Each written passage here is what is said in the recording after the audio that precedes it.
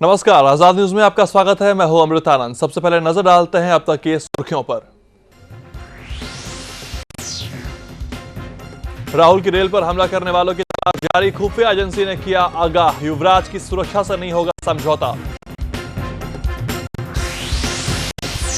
समय पर होगी कॉमनवेल्थ गेम्स की तैयारियां पूरी, सुरेश कलमाड़ी ने कहा सरकार से मिल रहा है पूरा सहयोग। सीटों के बंटवारे पर कांग्रेस और एनसीपी में बनी सहमति, जल्द हो सकता है ऐलान।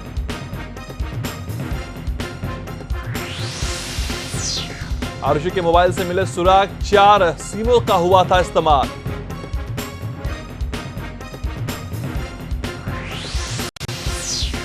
हरियाणा के पंचकुला में छात्र की मौत पर हंगामा, गुस्साए भीड़ ने की तोड़फोड़।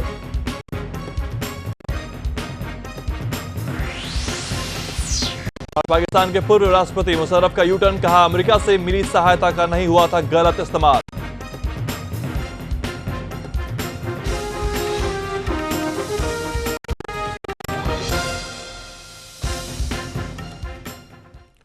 अब खबरों में सबसे पहले बात करते हैं शेयर बाजार की। घरेलू शेयर मार्केट ने कारोबारी हफ्ते के तीसरे सत्र में साल की नई ऊंचाइयां हासिल कर ली हैं। सुबह खासा बढ़त के साथ खुले दोनों सूचकांकों ने हरे निशान में ही अपनी पारी समाप्त की। पिछले सत्र में अमेरिका डीओ जोन्स और नैस्डैक के अलावा आज यूरोपीय मार्केट से मिली पॉजिटिव रैली ने सूचकांकों की रफ्तार बढ़ा दी है। कारोबार खत्म होने तक बीएसई का सेंसेक्स जहां 225 अंकों के उछाल लगाकर 16,679 के स्तर पर बंद हुआ, वहीं नेशनल स्टॉक एक्सचेंज ने निफ्टी ने 66 अंकों की मजबूती के साथ 4958 के स्तर पर अपनी पारी समाप्त की।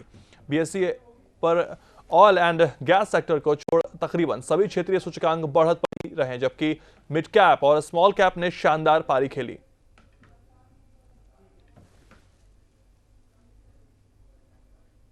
और बिजनेस पे ही ज्यादा विस्तार से जानकारी के लिए रुख कर सकते हैं मेरे सहयोगी नितेश सिन्हा की ओर।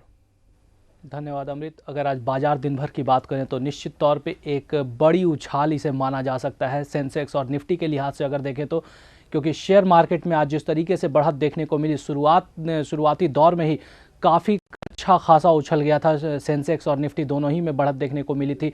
और ये साल की एक ऊंचाई मान सकते हैं इसे, क्योंकि इससे पहले इस साल में इतनी ज़्यादा बढ़त देखने को नहीं मिली। निफ्टी की अगर हम बात करें तो 5000 से करीबी हासिल कर ली है उसने, जबकि अगर सेंसेक्स की बात करें तो 16,679 के स्तर पे बंद हुआ है। तकरीबन 225 अंकों की बढ़त उसमें देखने को मिली है। और साथ ही साथ निफ्टी की अगर हम बात करें तो यूरोपियन क्यूज़ के आधार पर आज सबसे बड़ा सपोर्ट मिला है निफ्टी को, और ये कहा जा सकता है कि इसके आधार पर आगे के दिनों में भी जो बढ़त का दौर है वो देखने को मिल सकता है। और रही बात सेक्टर के सपोर्ट की और वहाँ से मिली कमजोरी की, तो मैं आपको बताऊं कि ऑयल एंड गैस सेक्टर आज दबाव बनाता दिखा है काफ़ी ज़्यादा शेयर मार्केट पर, और उसकी वजह से कुछ हद तक जो ऑयल कंपनीज हैं वहाँ से कमजोरी देखने को मिली है। ख़ास तौर पे अगर देखा जाए तो गेल में आज सबसे ज़्यादा गिरावट देखने को मिली है गैस इंडिया लिमिटेड में, और रिलायंस इंफ्रा की बात करें वो कमज़ोर होकर बंद हुआ है। बीपीसीएल के शेयर्स भी आज लुढ़के हैं, साथ ही साथ सिप्ला और एचयूएल के शेयरों ने भी दबाव बनाया है मार्केट पर। लेकिन इसके अलावा जो बढ़त की अगर बात की जाए तो कई ऐसे शेयर्स रहे हैं जिन्होंने शानदार बढ़त दर्ज कराई है, और सबसे ज़्यादा उछलने वाले शेयरों की बात करें हम तो टाटा स्टील के शेयर में सबसे ज़्यादा बढ़त आज देखने को मिली है। यानी आज का लीडर अगर कहा जा सकता है तो टाटा स्टील को माना जा सकता है इसे।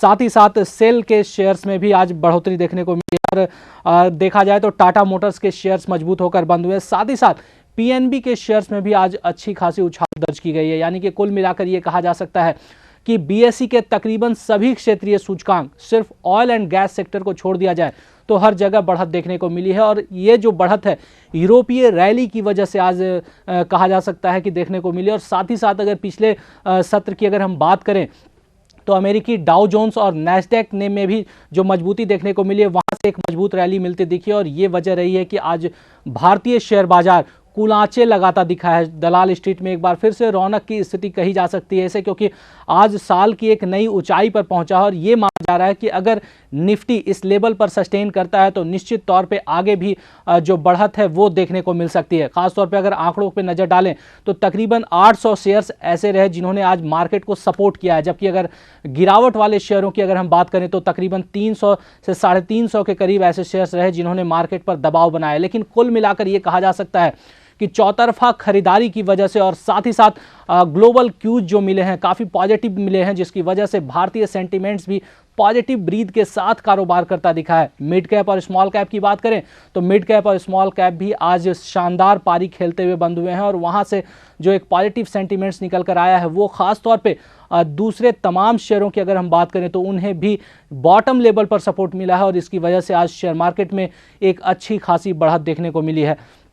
इसके अलावा अगर हम बात करें आज के निवेशकों की तो आज निवेशकों ने स्मॉल कैप और मिड कैप से ज़्यादातर मुनाफा काटने की कोशिश की है और शायद ये वजह रही है कि आखिरी दौर में थोड़ी सी कमजोरी आती दिखी है शेयर मार्केट में। हालांकि शुरुआत से ही काफ़ी ज़्यादा बढ़त थी तो ये कहा जा सकता है कि लास्ट में प्रॉफिट बुकिंग की स्थिति थी, लेकिन बहुत ज़्यादा कारगर नहीं हुई और ये वजह रहा कि मार्केट बढ़ करके बंद हुआ।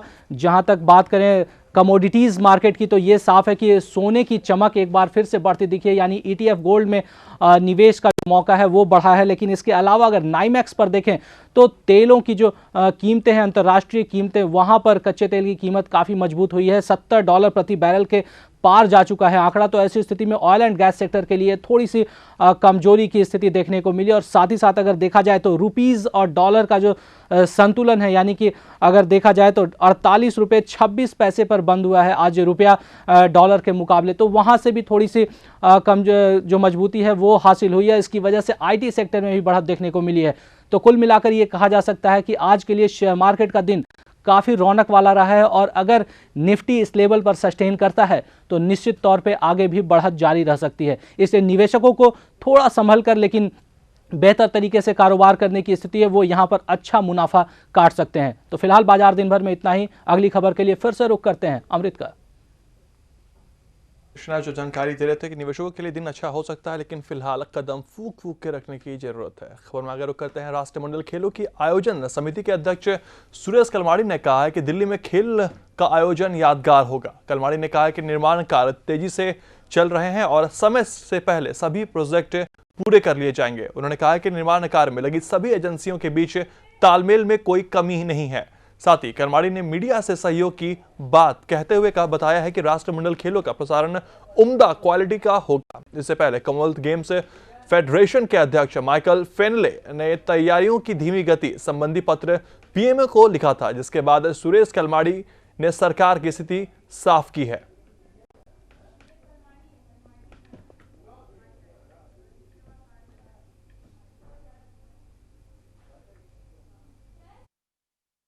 I'd like to say that we are doing all our work in good pace.